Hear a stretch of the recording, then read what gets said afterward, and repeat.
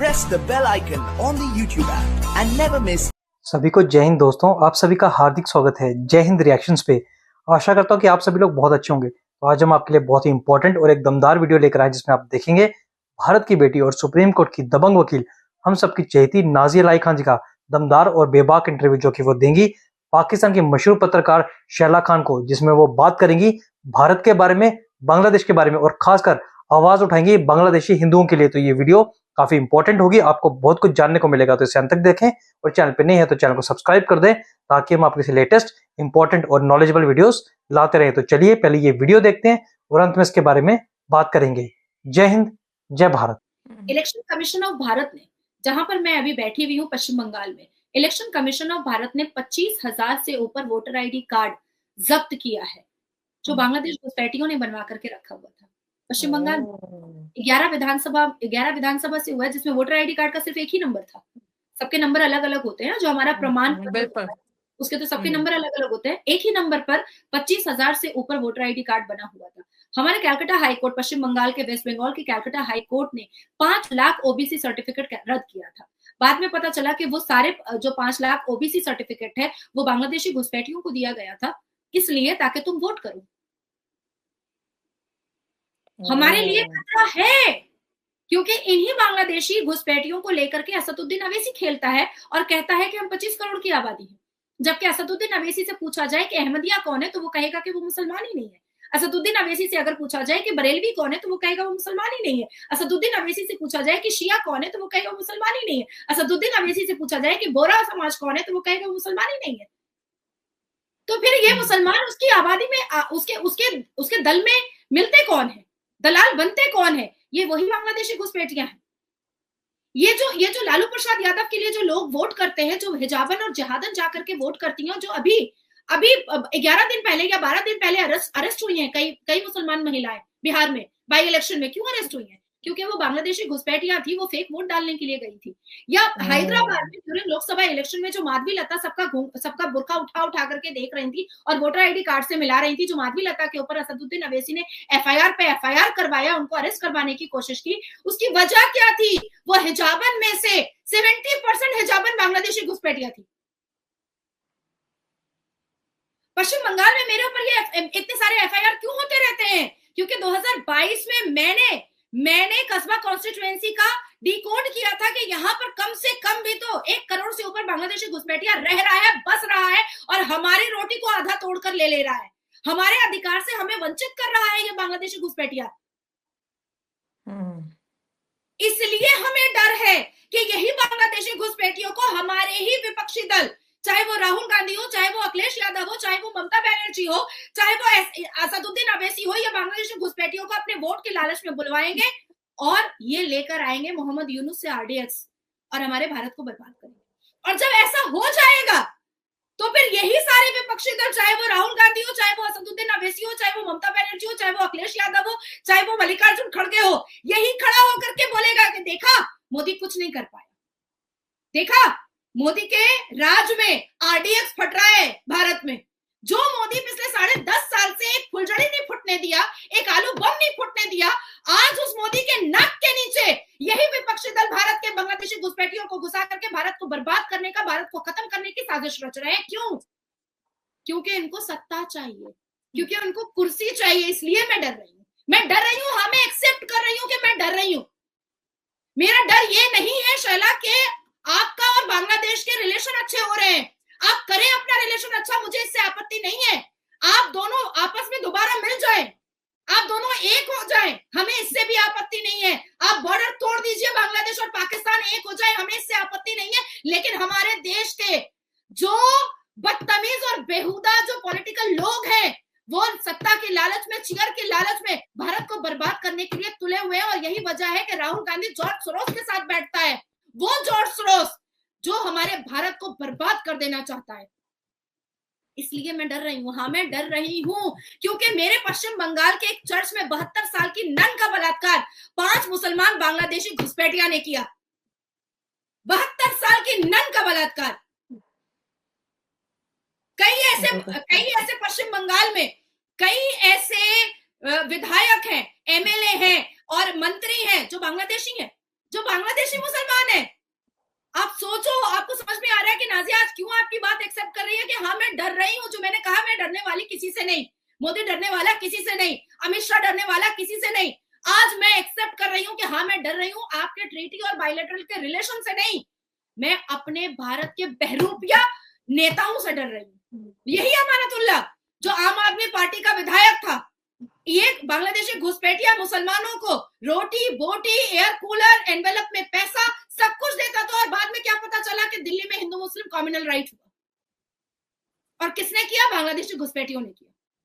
तो मैं डर रही हूं and this is the high time कि हमारे गृह मंत्री को एनआरसी इमीडिएट इंप्लीमेंट करना चाहिए और कान पकड़ पकड़ करके घर के अंदर से घुस घुस करके पता करना चाहिए कि कौन बांग्लादेशी है। क्या पता जो स्विगी वाला आ रहा है मेरे घर पे वो बांग्लादेशी हो, मुझे मारकर चला जाए।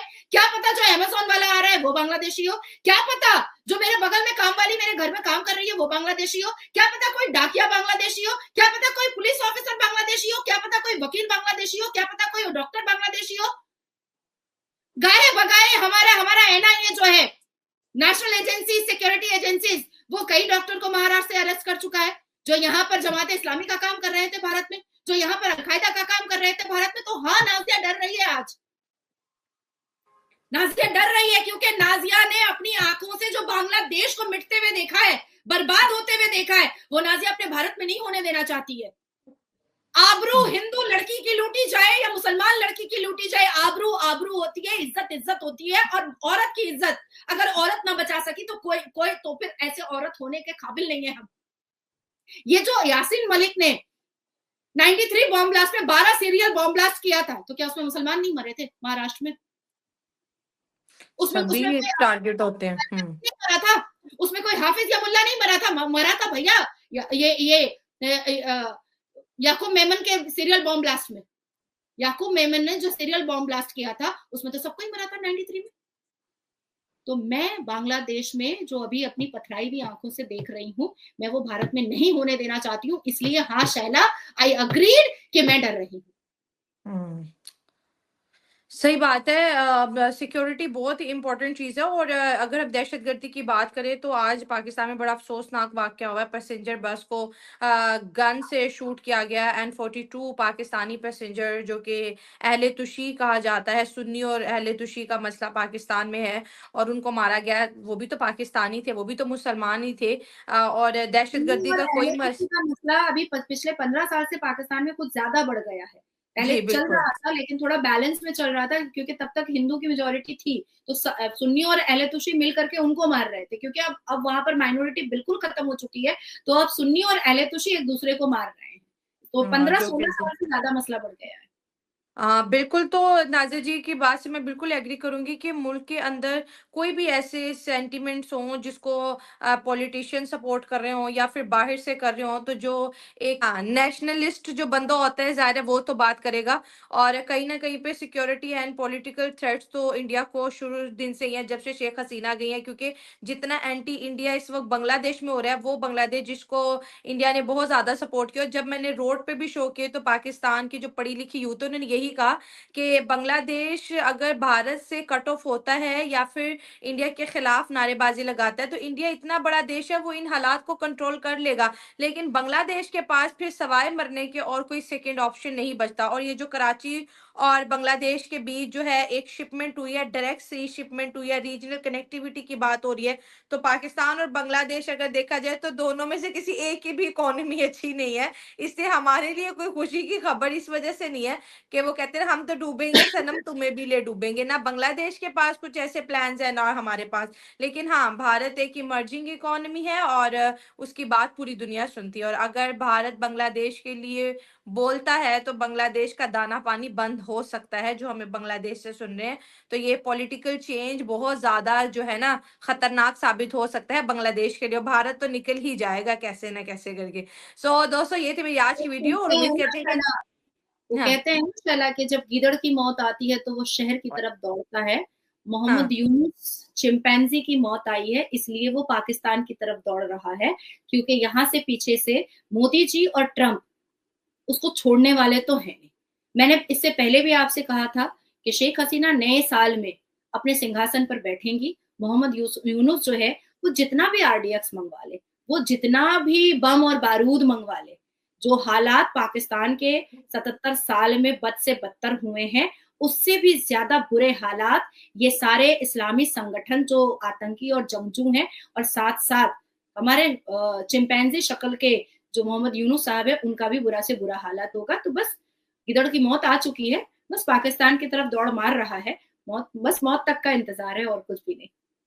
और समझ नहीं आती कि एक मुल्क की इकोनॉमी डूब रही है, बजाय अपने बिजली का बिल पे करें अडानी साहब को, ताकि वो बिजली प्रॉपर सप्लाई करें। जहां पर मेडिकल की फैसिलिटी नहीं है, लोगों के पास रोजगार नहीं है, टेक्सटाइल इंडस्ट्री बंद होगी, बजाय लोगों के ऊपर इन्वेस्टमेंट करने के वेपन्स के ऊपर इन्वेस्टमेंट हो रही है। सेम वही स्ट्रेटेजी जो पाकिस्तान की है कि अपनी इकोनॉमी पे ध्यान नहीं देना, वेपन ज्यादा से ज्यादा खरीदने हैं। तो क्योंकि उससे क्या, दोनों के दिमाग में शुरू से शला एक चीज घुसाई गई है।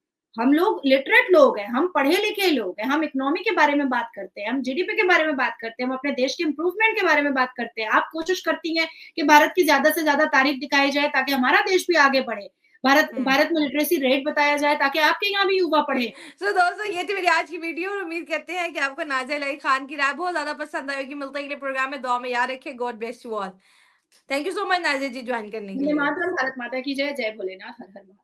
दोस्तों आशा करता हूँ कि वीडियो को आपने अंत तक देखा होगा और हमेशा की तरह नाज़िया अली खान जी का दमदार और बेबाक रिएक्शन आपको काफी पसंद आएगा। जहां पे आपने देखा नाज़िया खान जी ने बांग्लादेश को तो मुंह तोड़ जवाब दिया, पाकिस्तान को भी एक्सपोज किया और आवाज उठाई बांग्लादेशी हिंदुओं के लिए। अब वक्त आ चुका है कि सारे हिंदुओं को मिलकर बांग्लादेशी हिंदुओं को सपोर्ट करना चाहिए और बांग्लादेश को काट के एक नए देश की डिमांड करनी चाहिए। तो इसके बारे में आपके जो भी विचार है, आप अपने विचार हमें कमेंट सेक्शन में लिखकर जरूर बताइए। और एक बार फिर चैनल पे नहीं है तो चैनल को सब्सक्राइब कर दें, ताकि हम अपने लेटेस्ट इंपॉर्टेंट और दमदार वीडियोस लाते रहें। जय हिंद, जय भारत।